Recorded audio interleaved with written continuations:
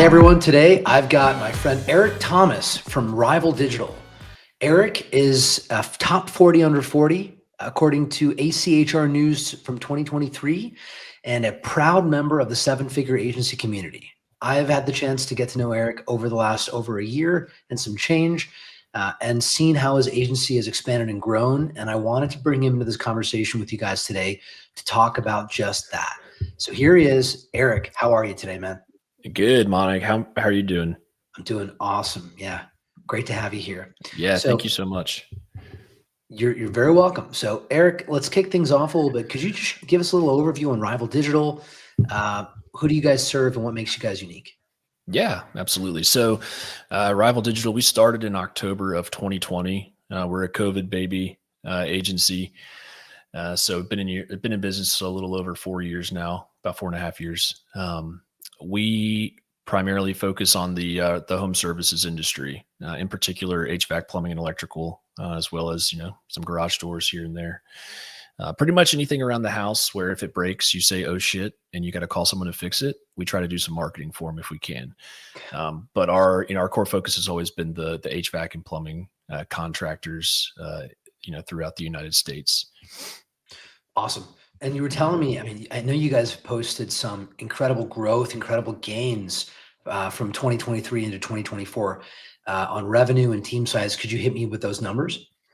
Yeah, so we completely doubled across the business from 2023 to 2024. Went from 1.4 million to 3 million, Wow. 11 team members to 24 team members.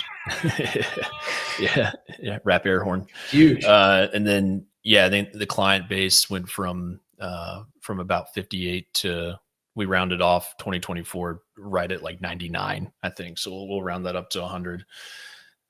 So Damn. just yeah, nice clean, double in size over the year of 2024, which I'm extremely grateful for and proud of. Most importantly, I think it's important, for anyone listening that runs a business or owns a business to note that, like, the day in and day out grind is it's a lot, but then when you step back, like what we're doing right now and kind of retrospectively looking at it, it's like, wow, that is actually something to be proud of. So proud and grateful for it all, and yeah. Wow, man. Congratulations and Thank very you. well deserved. I know how hard you guys work at giving your clients the best possible results and outcomes and just being a student of the game. So totally well deserved. How did you do that? What were the key themes in that helped you get there? Yeah, so key themes, couple things. So I've always been a big believer that having irrationally loyal customer advocates is the best way to grow, no matter what industry or business you're in. Like, if you've got raving fans of your customer service and your product, you're going to grow naturally through word of mouth referrals. And so that was a huge thing. We were very strategic about the clients that we've brought on over the years, and to make sure that they're not just a good fit to be a client, but also a good fit to be a partner of our business as we both grow, as we grow and they grow. And so we've been very particular about who we bring on, which then helped a lot with with referrals. Another big thing is internally from the operations side is just not leaving any stone left unturned when it comes to efficiency. So finding the right tool stack and the right softwares and different processes that we can put in place to become more efficient, because the more efficient we can be, the more work we can do in the same amount of time. And so it's tough because it's all we have during the day is man hours, Yeah. and so to find efficiency, you've got to take that 8 hours a day that you get from your team and see, like, how can I make the most of this 8 hours, to be able to serve more customers at the same level that we're trying to serve them at. Yeah, that makes sense. So efficiency and customer advocates, Yeah. two very powerful aspects of building and scaling an agency. So uh, let's talk a little bit about the customer side first. So what kind of retention rate are you guys seeing with your customers? Yeah, we're pretty consistently about at 97% monthly retention. Solid. Yeah, it's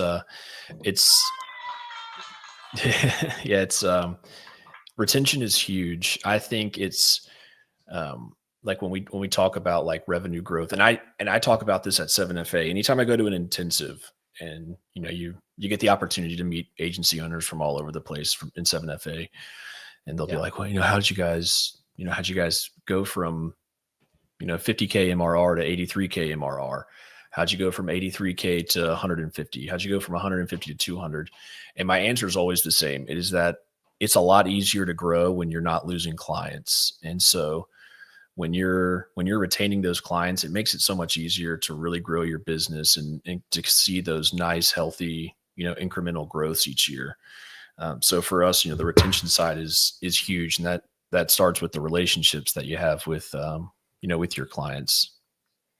For sure. Agencies need to not hide from their clients and try to avoid the customer communication and customer service aspect, because Yeah. ultimately it's a people business. It's a service Mhm. business. We have to be connected to them and close to them. Josh Nelson talks about this all the time. Yeah. The number one cause of churn is customers that think that we don't care, and I Mhm. think that's so right. So, Yeah. um, but talk to me about kind of like the results. So, like, how did you guys get the agency to be even more efficient and provide stronger and faster results for the customers? What are some of the tricks? Biggest trick was personally was just trying to get me out of crunching crunching spreadsheets and SEO and websites all day. I think that's the biggest challenge a lot of agencies face too, is the founder still doing sales and doing operations and doing fulfillment. So and that took a lot of reflection. That took a lot of me thinking like what aspects of running this do I hate? Is it sales? Is it fulfillment? Is it account management? And I actually found that I don't like sales that much. I like to build websites, and I like to geek out over GSC data and Google Analytics. And so I was like, I don't like sales, so I got someone to replace me in sales, and that freed me up to do more on the client side. And then I realized, well, now I'm the bottleneck over within the web development team. Let's go find some good developers and get me out of that seat. And so just identifying bottlenecks that are caused by the founder is usually the problem for a lot of companies I've found. Mhm. But then other things too is just like the way we're doing the work. Is it we were very heavy on manual labor. It seemed very time intensive labor is type manual audits, manual onboarding process for new clients, manual project management, and so finding ways to automate the different aspects that are behind the scenes, the things that don't necessarily affect the result or the product, um, automating those things so that you can focus your full time and attention on the things that matter to the client, what they're paying you for, which is your expertise and your deliverable. That makes sense. So Yeah. what that might be a good segue. So what first drew you into Search Atlas? And was there a particular pain point or challenge that you were trying to solve for Rival Digital's workflows? Oh gosh, yeah. So yeah, actually, I had a team member that introduced me to it. I was interviewing him for an SEO position, and he had introduced me to it. And I was like, "Oh, this was December of 23, I think. Okay. This was Yeah. maybe even sooner, December 23 or so. So this was like, um, to me, this was like, I was like, this is some underground type revolutionary, software here. I had never heard of it. Um, and I checked it out, and I was like, this is great. And I was just taking a look around the functions and features of the product itself, and I was like, for the price point, it does everything that we need it to do. And so the pain point that it solved was the ability to have everything in one place. It was one of those things where, in order for us to report to a client or get on a client call, we would have to have 8 tabs open, for our reporting dashboard, for Google Analytics, for Google Search Console, for GBP, for SEMrush, for Bright Local, for Ahrefs. We had to have all these tabs open, and it was like, and we did it with a smile on our face. But it was just like, all right, now we're going to go to this tool because just this tool does the heat maps. Now we're going to go look at this because this one will just show us our backlink profile. Now we're gonna switch over to here, and in the meantime too, and in my mind as the operator of a business, I'm just thinking like that one's $4.99 a month, that one's $3.99 a month, that one's $1,000 a month, and Adds up. and so yeah, the pain point was really just the not just the cost savings, but the time savings that we were able to find, with switching for just strictly from a reporting standpoint at first. And so that was huge. Awesome. And Yeah. did you know at that point that I was in 7FA, or was that later that you saw me there? Yeah, it was later actually that I feel like I had like kind of put like two and two together a couple months like into using the product. But yeah, I wasn't even aware at the It's time. funny. Just small world. Yeah, very small world. It Yeah. was cool. I remember there was Justin Day was in the live chat during an intensive and like messaging with the team, and they saw he was in Miami. They're like, "Monik, do you think this guy's at Seven Figure Agency?" And so they asked him, and he was. And so literally, I walked over to him in the room while he was on live chat with my team. It was hilarious. I love doing that. I love when Yeah. that happens because it's always fun to meet people in the real world, right? Yeah. Um, so with Search Atlas and with Auto, like tell me about like some of the benefits and how you guys use it, and how it's helping the agency. Yeah. So I the, two parts to that. So like I was chatting with you backstage is, just remembering for the folks listening that like, stuff like this is a tool. And so, for me, it solved a particular pain point within the business, which at first was reporting. For you listening, it might be for something else. So, it's important to remember that anytime you're evaluating a software or a product or anything for your stack, that it needs to fit the needs of your business.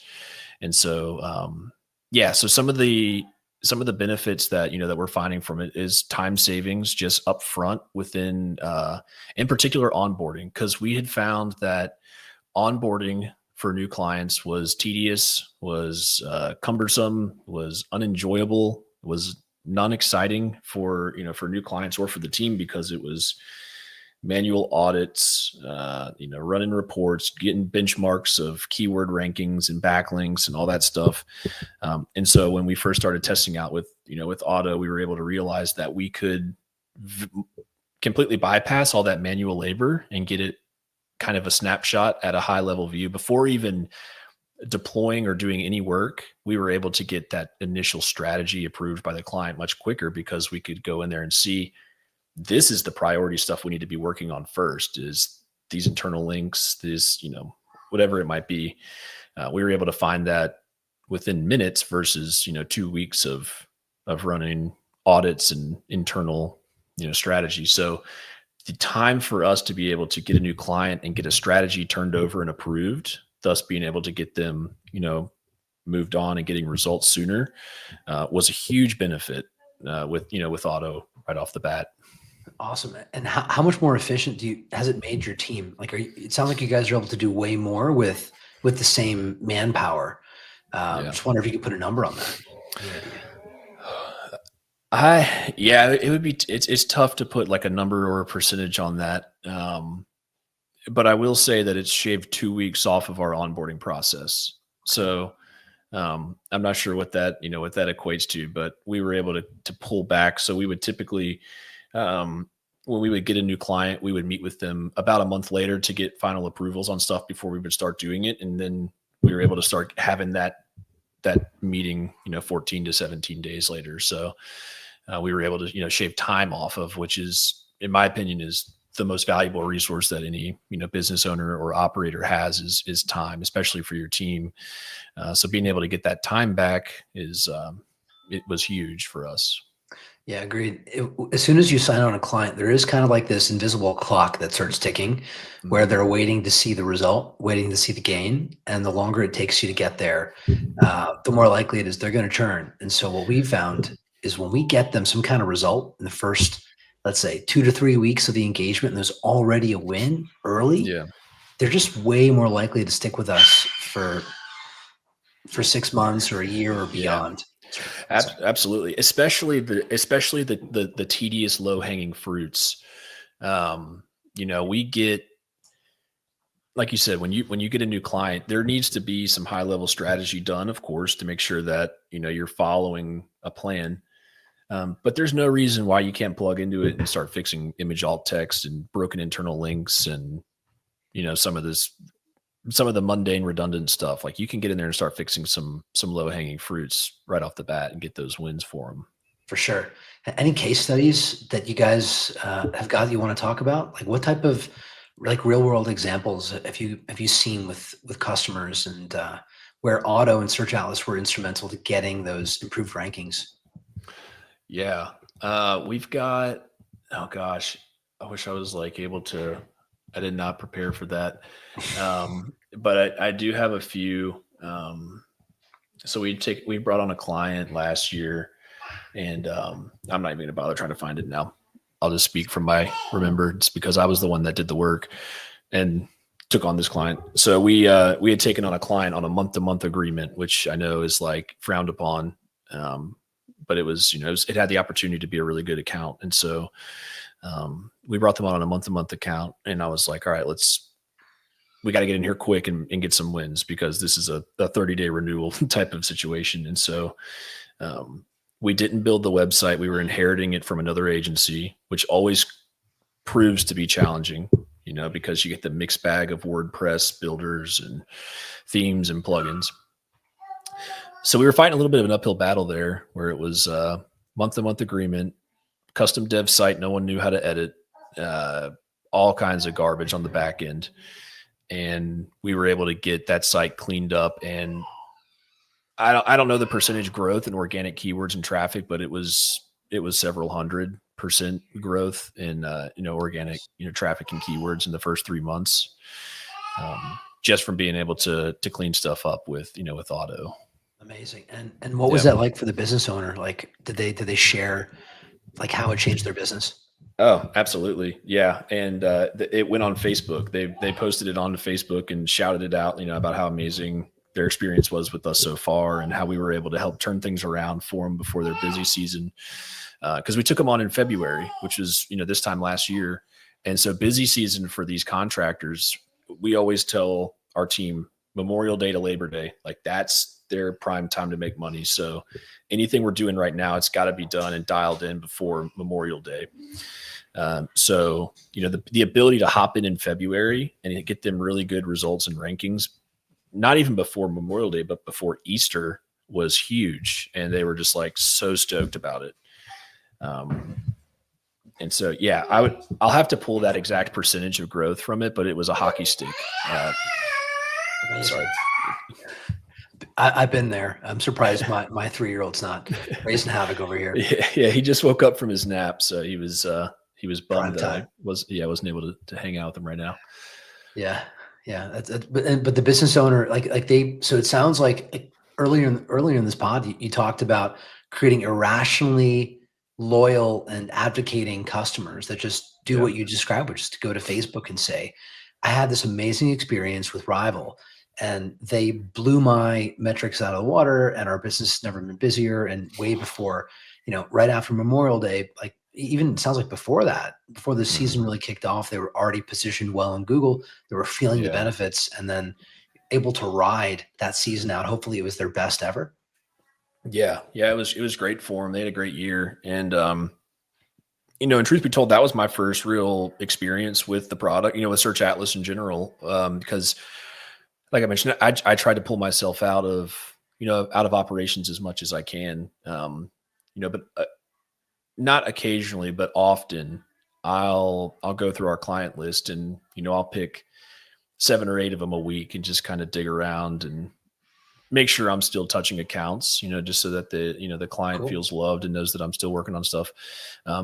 But there was like, the client came in and it was month to month. And I was like, all right, I'm going to take this account. I haven't taken an account in a while. I want to just test out Search Atlas, because I was thinking worst case scenario, this all flops. We lose them in a month. And we tried.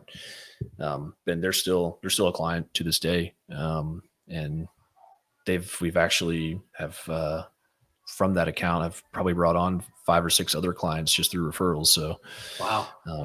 yeah. And so that was my first real, test within Search Atlas and the different products and tools within there, the site auditor,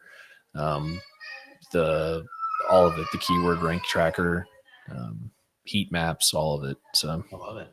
Yeah, Battleship hit. Sounds like that's what I always tell people is like, bring that tough customer that you're having a hard time getting results and give it to us. Give me you're sick, you're wounded, you're elderly, yeah. and put them on the platform. And Well, here's the thing that here's the way I see it too, is so like, if you're listening to this and like you're apprehensive of trying auto, like everyone that's listening to this right now, you have that one client that you're worried about leaving. Like, you just know the results aren't there, the relationship's not good, things are a little dicey. The worst that can possibly happen at this point is that they're going to leave for another agency. And so why not try to throw a Hail Mary and see what happens? And you might be surprised to find out that, like, not only did it work, but it can work for other clients that are already getting results, to add more results to it and make that relationship even better. So love that. it's definitely something worth testing out. Like, if you've got someone on the fence, to just be like, all right, I'm going to try this out. It's, if you haven't tried it before, to give it a shot. Yeah, what we've seen is so we do implementations of Search Atlas and Auto on big agencies, because we have agencies that come to us and say, look, I got 152 clients with websites and 350 GMBs. True story, right? And they're like, we need to get this implemented as fast as we can. How long is it going to take? 6 months, a year? We're like, no, we're going to do it in like 30 to 60 days. And so our implementation team, we implemented it on that agency's clients. They're all local businesses, but like high value local businesses all over the country. And like, when I tell you, Eric, we got back 152 case studies. I have a animated video, a GIF of their Google Search Console analytics. And what you'll see is, in every single one of those, within 7 days of implementing all of the auto fixes to the website, there was a spike, like a massive spike that you could just see within 7 days. And it's literally a 60-second GIF of 152 case studies that we did for one agency. And Wow. they are super happy with it. And we have thousands of case studies at this point, many of which we didn't do it. It was our agencies, like Rival and others, that actually implemented the software, and they're the ones providing the case study. So at this point, it's pretty much battle tested and it works. You just have to follow the SOP and you have to learn the system. So, it's not just about put the pixel on and hit the purple button. No, like, you gotta like read it and understand why it's doing what it's doing and guide the system. It's like, it's meant to be, I don't want to say a co-pilot, because you don't need to like fly it totally. It's going to get you where you need to go, but you just got to review it and go through the recommendations. Yeah, absolutely. I was digging for that case study. It was 225% in organic search traffic in 90 days. So it was, I guess it's not too shabby. I said so, yeah, and the thing is, like, you pull up to a client meeting on the 90-day mark and be like, hey, we've already grown your organic traffic 225% from when we started. They're going to be like, all right, cool. How much? What they're going to want to do is they're going to say, how do I get it to 500%? And then you get a whole new conversation going. And then, something else I will say too, even about auto, is like, we don't use it on every single site, because there's just different nuances to different things where it makes sense for us to do it versus, use auto. And so again, I think, it comes back to, the folks listening to this, like, understanding where software needs to fit into your AI and automation, all of it. It needs to fit in as a way to complement your already, good existing business that you're running. I see a lot of people make the mistake of wanting to take AI or automation and like force it onto every aspect of their business, where it might not be entirely necessary. Or you might be, some people over automate their business to the point where there's no more humanality to it, or it's like it's just not human at all. And so yeah, like, just making sure that you understand within any software tool that it might it might be good for some accounts, it might not be good for some accounts. And that's not even, I'm not even just talking about like auto, I'm talking about any type of software that you're using, or any type of, automation or Zap or product that you have. Yeah. Um, So where, like in your mind, what type of businesses does it make sense for? I think it makes a lot of sense. Ooh, that's a great question. That's a really good question. Because I look at a lot of websites. So I think, for one, if you're an agency, it makes a ton of sense for the clients that you bring on where you're not rebuilding their website up front, at least, because then you can get the changes made without spending 24, 48, 100 hours trying to reverse engineer this existing page builder, WordPress theme, web flows, whatever it is that you're working on. So like if you're bringing on an SEO client and you didn't build their website, like it makes a ton of sense, because then it's like, okay, I can just at a glance see what the problems are and fix it, versus digging into WordPress and breaking plugins trying to fix things manually. Right. I think it also, from an agency perspective, I think it makes sense if you are a high volume like sales, as far as like, bringing on, lots of new clients. I think that makes sense. That way you can, maintain efficiency and not kill your profitability with salaries and overhead expenses like that. So being able to, deploy it, at scale for a lot of clients. And then I feel like there is a fit for the product, not even on the agency side, but direct to consumer. Like for there, I speak to contractors all the time that just quite honestly, they can't afford, the retainer cost of an SEO company, and that's okay. That, it's something to work towards. But that doesn't mean you shouldn't be doing SEO, and you shouldn't be actively trying to optimize your website and, increase your digital footprint.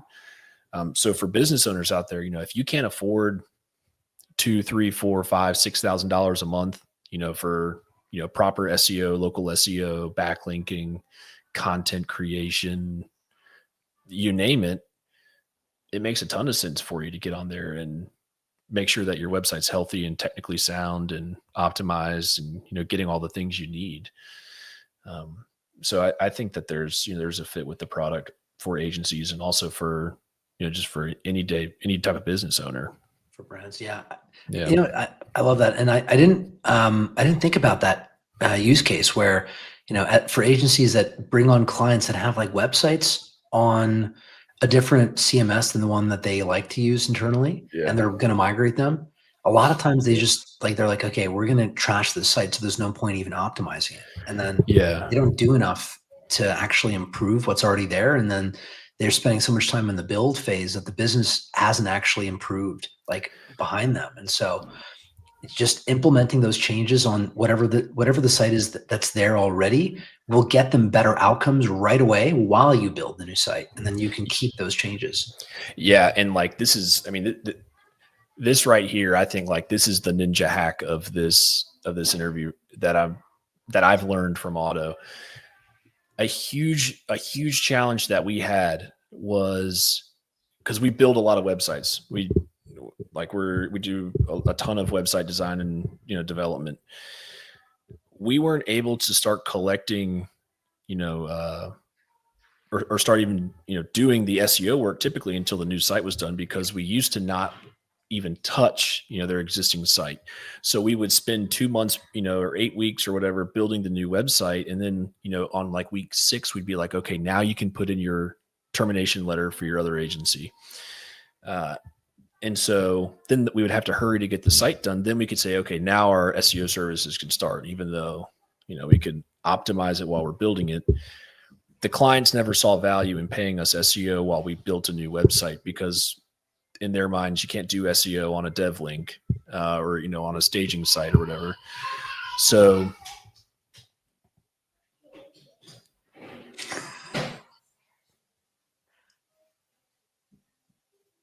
all right, I think we're in the clear. All right. So what I learned though with OTTO was that we can take our sweet time, making sure this new website we build is great, beautiful site, functions well, converts well. But we could also start providing our SEO services up front a lot sooner. All right, everyone, say hi to Austin. Say hey, hi. Austin, what's going on? How old are you, Austin? He's about to be 18 months, Adorable. and he's running around and talking a lot. So what I've learned though with OTTO was that we could still build the website up front, but we could also start doing SEO for the clients on day one. We just be like, hey, we can do your SEO. Give us, access to your site. We can get started while we're building a new site. We'll optimize your existing site. So like you were talking about that invisible clock. Now, instead of waiting until the 3rd month or the 6th month to be able to start saying like, hey, we finally are able to move the needle because the new website's built, we were able to say like on month 3, like, congrats, here's your beautiful new site. Oh, and by the way, we've also like been optimizing in the meantime and still driving traffic and getting you some calls. Yeah. So that was a huge win from an onboarding perspective. Yeah, that's awesome. One of the things that we've learned is like when you get these clients that big pop and they feel it in their business, you get at least a year on the engagement where they're not going to walk because of how big of an impact you've had on them. We have clients from 6 years ago, 7 years ago, where we made them. We literally built their business through digital marketing. We created their site. We created their content. We built their landing pages. We built their GMBs. We got them in multiple markets. Those guys have always stayed with us and they don't want to walk away because we got them where they are. When you're that core to the success of your clients and their business, they will never leave you because they understand how strategically important it is that they stay connected because you've been the catalyst. Without you, they wouldn't be where they are. And that I think is the ultimate promise, dream, and goal of the agency model. Yeah, absolutely. And when you become ingrained into the fabric of their business, like it's the best thing ever because because you retain the business, the client, so you keep the revenue. That's a given. But also I've found for those particular types of clients, the relationship side is so much fun. Like we've got clients now. I had a client throw a birthday party for my son on his first birthday, like gifts and everything. There's clients I've gone to country concerts with, and like these are all folks that are paying us to do SEO for them or websites and PPC and all that good stuff. But like now, because we were able to get those pops in their business early on and, kind of help prove to them that like, hey, yeah, you're paying us $3,000 a month, but like, here's 250,000 back from that, on a, for some time of investment. And so now it's like, yeah, they're a paying client of ours, but they're also my friend. And that's to me, like, we were talking about like what I'm most proud of. Like, those are the kind of moments that I'm just like, I love my job is like when we can get those wins and like, they're happy and then they start hiring people. And like, I love that stuff. Totally. And the team feels it too. It builds the morale. It builds the culture around being client focused and radically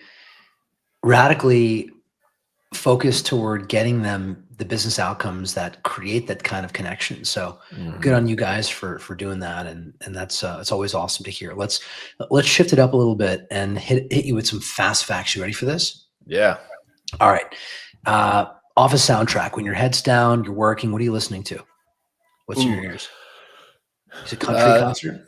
No, I can't do country when I'm working. Country music makes me want to like get on a boat and drink beer. I can't do that when I'm working. Zach Brown Band makes me feel the same way. Yeah. Like Zach Brown Band, Kenny Chesney, that starts playing. I'm just like, all right, you know what? I'm taking off at 3:00 today. We're going we're going to go day drink. Yeah. No, I would say like Tom Misch, like that type vibe. Tom Misch. I've been big on Tom Misch for a couple years now. Mumford and Sons is coming out with an album. I'll probably hop back into that genre here in a bit. Yeah. Post Big fan of those Malone, guys. like a big Posty fan. So I like Post Malone, that kind of stuff. I like to make my own playlists on Spotify. So I would love to share some of my work with you after the show. I've got a couple notable playlists here I got pulled up. First one is it's called Grocery Store Bangers. It's like your typical like grocery store playlist that you hear when you go shopping. We got Drifting on the John Deere, which is my lawn mowing playlist. Sweet. Yeah. Sweet. Well, let's pop those into the show notes. Let's let everyone get a chance to listen to it. We're going to get a bunch of followers on your Spotify. It's not the plan, but that's what we got. Awesome. Yeah. Give me your favorite productivity hack. Anything that you think is weird or underrated that gets you and your team on track. Ooh. I would say my favorite productivity hack is setting up times on my calendar to check Slack and email. So I think like this is something I've struggled with, my entire life is like, I got my screen here that I'm working on, but like Slack and my email are open over here. Like email just stays open. Slack just stays open. And it's such a distraction. Every time the little Slack bubble goes off or every time you see a new email pop in, you immediately stop what you're doing to check it. So I set aside times now. It's like 10 a.m., 2 p.m., 4 p.m. Like that's what I'm checking. That's what I'm checking Slack and email. That's helped a lot because then it's like, those times from like 9 to 10, I'm like deep focus working. 10:30 to lunch, I'm deep focus working or on meetings, so setting aside times to just be intentional with checking email and Slack or, Teams if your company hates you. If you work for a company that uses Outlook and Teams, head over to rivaldigital.com/careers. And we use Gmail and Slack. Yeah. Use a respectable stack. Don't use Teams. Don't be that guy. Yeah. I like that. I actually do the inverse where I block out my deep work time. And so I give myself permission to just shut everything off and just do one thing and only one thing. But nice. I like that. It's the same concept. What's your secret skill? You got a hidden talent, something that people might be surprised to learn that you're really good at besides day drinking and listening to Kenny Chesney? That's a good skill to have. It's a fun one for sure. I am.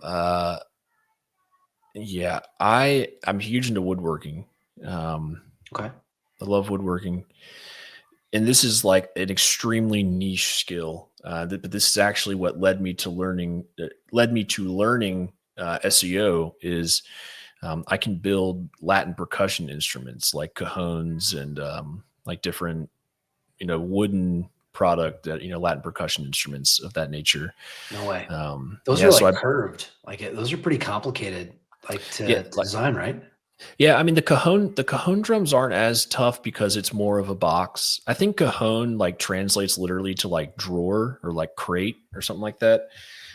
So it is more of a box, but yeah, there are cajones that have different shapes and stuff to them. But I actually used to. My first business venture was building custom cajon drums for folks, and it's so funny. Like I didn't know it.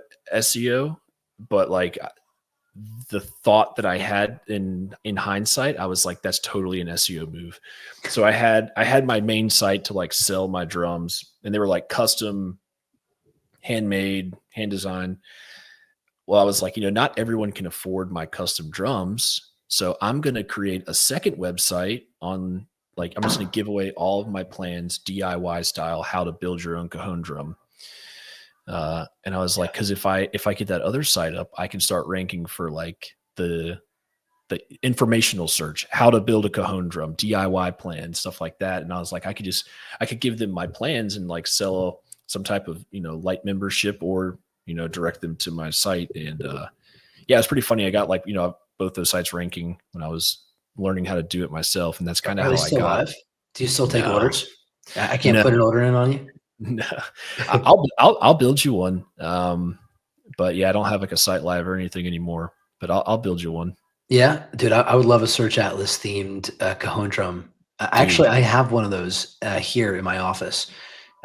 It's just a really portable, easy to play. You sit on it, right?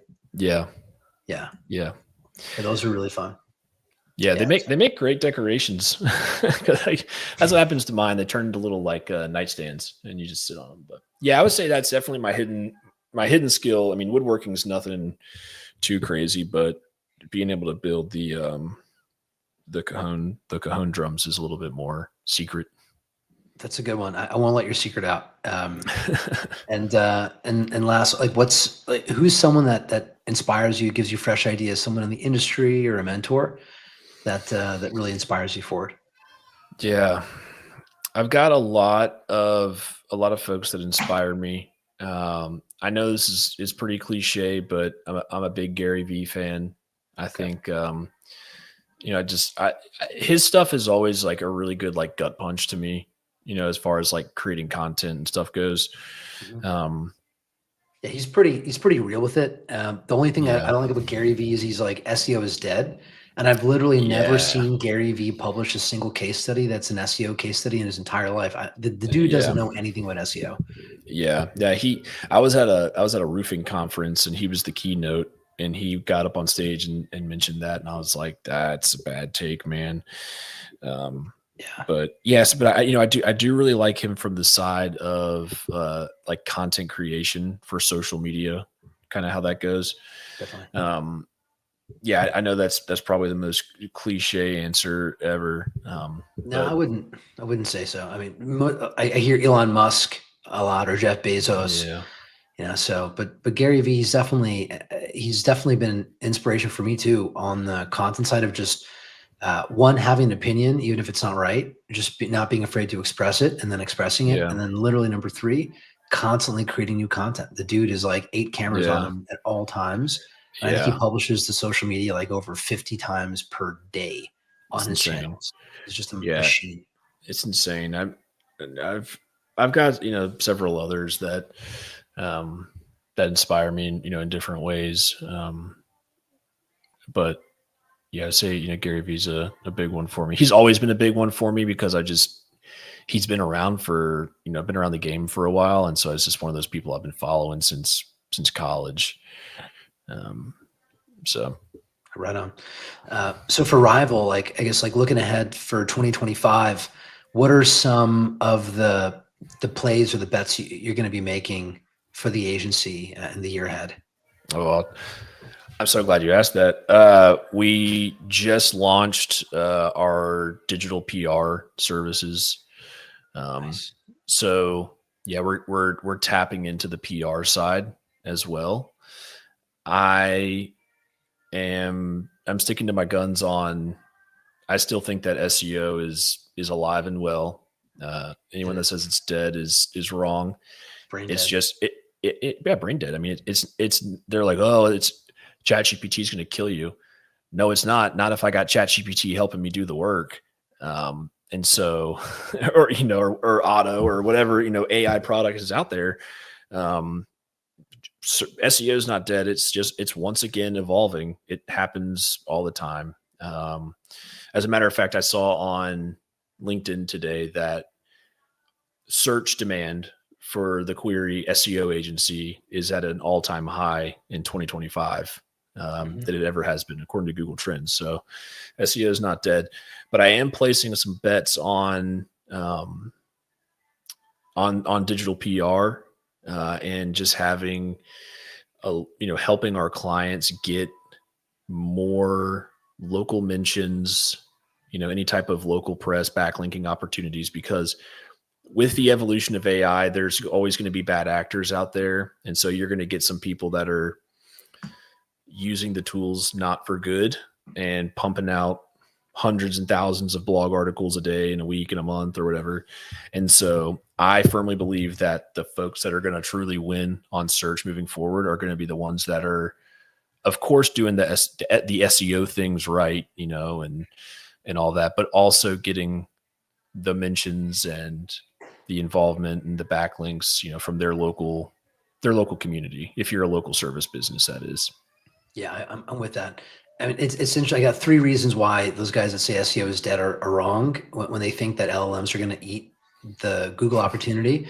First is just like, look at the stats today. If you look at Google Trends, you'll see ChatGPT is at like a 20 something score and Google's at like a 50 something score. So there's a lot of like interest and usage of these platforms. So we can actually study and look at the trends of how people are using them in a real way. There's enough data there.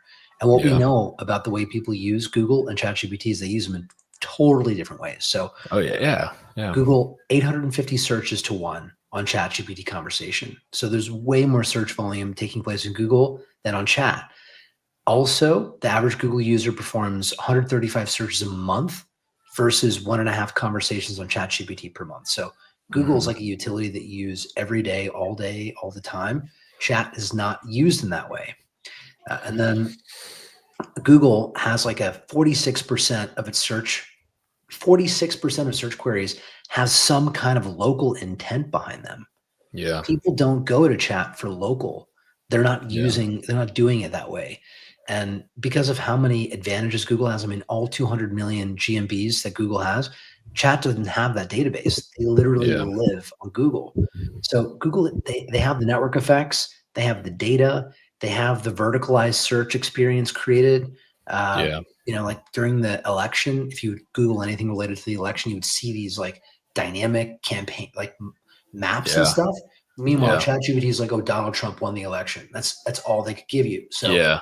you know, do you Yeah. seriously think that people are not going to use Google and they're using chat now? I mean, come on. Yeah. It's very It's wild to me. And like, yeah, that's so true. Now, 10 years from now, it'll look different. But like, if folks really think that Google's just going to roll over and die because ChatGPT can write a haiku in the tone of Dwayne the Rock Johnson in 2 seconds, then they're just wrong, man. Like, as long as there are users that have a problem and need to find something somewhere or someone to help them solve it, Google is going to be in business, especially as long as it's the default search engine on an iPhone.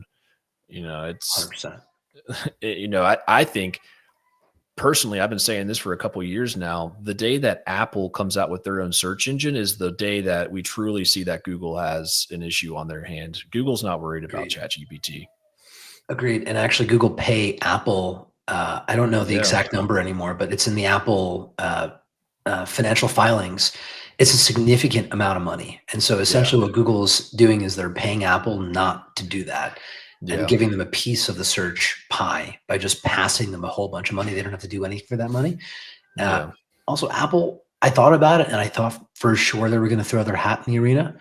But given the regulatory climate in the US where we're trust busting and we don't want companies that do everything, if Apple got into the search game as well as being the number one hardware manufacturer of smartphones and desktop devices, that would not go over well. And so I Yeah. don't think that they will. But I agree with you that if they decided to, they could make a new king of themselves.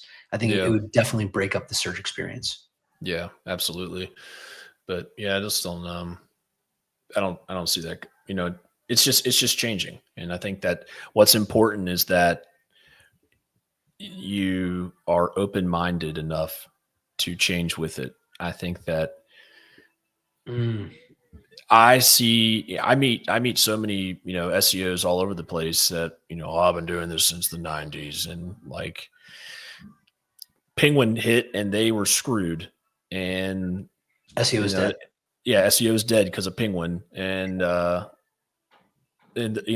it's just like, no, you just didn't evolve. You didn't change, ever. And so, yeah, I think like if the folks that are willing to evolve and willing to change, they're going to be just fine. And that comes with testing out new products like Search Atlas or finding new ways to write content or finding new ways to build backlinks. You got to test it. And if you don't want to test it, fine, I'll test it and I'll be 5 steps ahead of you.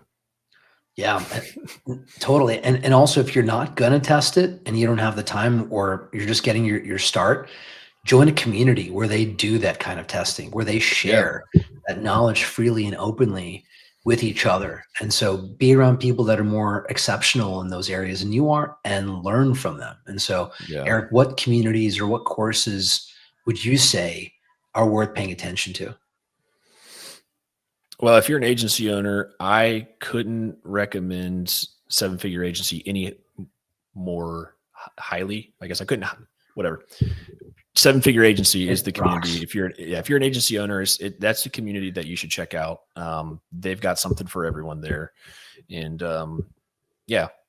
above all else with the trainings, the community is solid. Like there's times the people are great, man. There's times I go in there and it's just like, hey, look, I'm dealing with this today.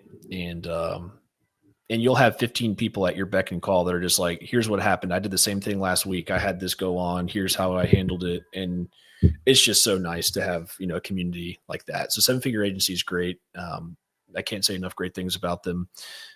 The Search Atlas Facebook group that y'all have, the SEO theory group is solid.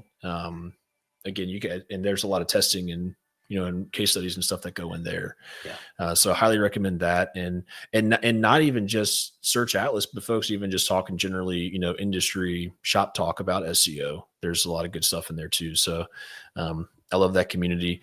There's an SEO Slack community that I recently got into, which is pretty solid. And I'm not sure what it's called, but we can pop it in the show notes. Yeah. It's just called the SEO community. the very SEO creative. The SEO community.slack.com. Cool. Yeah. Nice. Awesome, Eric. And where can people find you online, learn more about Rival, follow your work? Yeah, absolutely. We of course can be found at rivaldigital.com. And I'm on Facebook and LinkedIn, all those good places. Facebook, it'll be tough to find me because there's a very famous inspirational speaker named Eric Thomas. So he like completely buries me on search. But if you go on Facebook and like just in you search like Eric Thomas HVAC, you might, I might pop up on there. But yeah, rivaldigital.com is the spot for it. Awesome. And we'll pop your Facebook into the show notes as well, so people can find you directly without having to follow the wrong. I think he's a preacher, right? He's a preacher. he's like the hip hop preacher or something like that. Yeah, he's like a famous speaker that everyone follows. Cool. Awesome. Eric, well, I just want to thank you again today for doing this. Super insightful. Again, congrats on the meteoric growth you've had last year, and I can't wait to see you guys put an even a new higher high in for 2025. Keep up the great work, man. Thank you so much. Brother, thanks.